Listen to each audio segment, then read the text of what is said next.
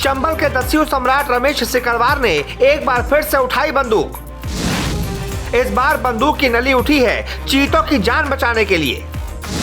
ये वही सम्राट रमेश हैं जिन्होंने 70-80 के दशक में 27 लोगों को एक साथ मार दिया था। अब यही सम्राट रमेश बनेंगे कूनों में चीता मित्र। जी सही सुना आपने, अब खुद सम्राट रमेश सिकरवार करेंगे चीतों की सुरक्षा। मध्य प्रदेश में श्योपुर स्थित कूनो नेशनल पार्क में नामीबिया से चीतों को लाकर बसाया जा रहा है। ऐसे में डर ये भी है कि आसपास जो लोग रहते हैं वो डर की वजह से चीतों को किसी तरह का नुकसान न पहुंचा दें। इसीलिए मोदी सरकार ने योजना बनाई है कि यहाँ पर चीता मित्र बनाए जाएंगे और इनमें से सबसे बड़ा नाम पूर्व दस्यु सम्राट रमेश सिकरवार का भी निकल कर सामने आया है। आपको बताते चलें, कुल 90 गांवों में 457 लोगों को चीता मित्र बनाया गया है और इनमें से सबसे बड़ा नाम है रमेश सिकरवार का, जो पहले डकैत थे और उन पर करीब 70 हत्याओं का आरोप था। रमेश सिकरवार की जीवनी की बात करें तो इन्होंने सन 1984 को सरेंडर किया था, लेकिन उनका रुतबा आज भी इलाके में कायम है।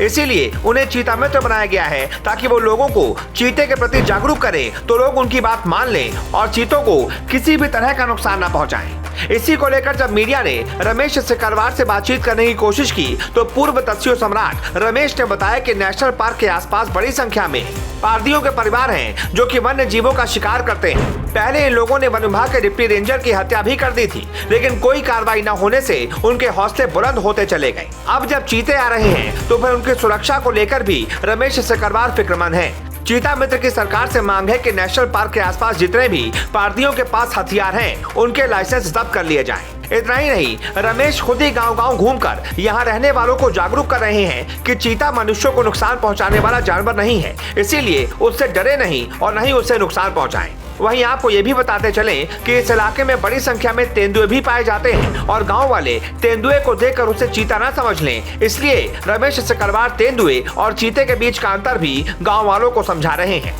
रमेश आज प्रधानमंत्री नरेंद्र मोदी से मिले भी।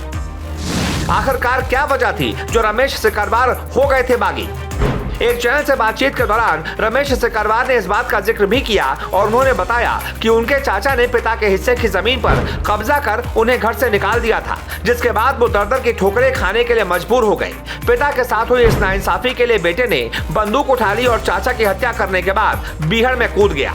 बागी बनकर चंबल ग्वालियर संभाग में 70 से ज्यादा लोगों की हत्याएं कर दी और 250 से ज्यादा डकैतों की वारदातों को अंजाम देने वाले पूर्व दस्यु सिकरवार अब आदिवासियों के मददगार बन गए हैं। जिनके नाम से कभी चंबल कांपता था, अब उन्हीं के पास ग्रामीण फरियाद लेकर जाते हैं। वो अब तक आधा सैकड़ा से अधिक आदिवासियों की जमीनों को दबंगों से मुक्त करा चुके हैं। इनकी कहानी की दास्तां यहीं पर खत्म नहीं होती।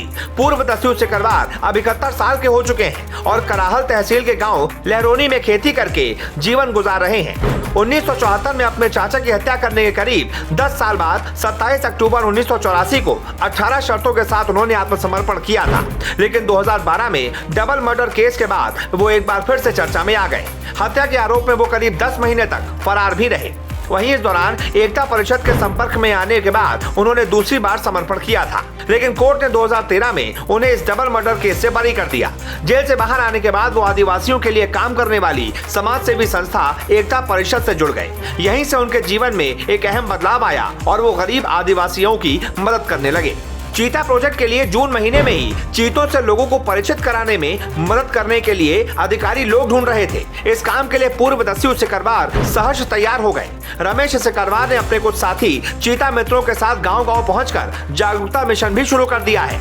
सिकरवार ने यह भी बताया कि कूनो सेंचुरी में चीते आने से इलाके की तरक्की होगी और श्योपुर को दुनिया भर में पहचान मिलेगी। चीतों की सुरक्षा के लिए एक बार फिर से रमेश सिकरवार ने बंदूक उठा ली है, लेकिन इस बार किसी की हत्या करने के लिए नहीं, बल्कि किसी की जान बचाने के लिए। इसे लेकर आप क्या कहना चाहते हैं? कमेंट सेक्शन में जरूर बताएं।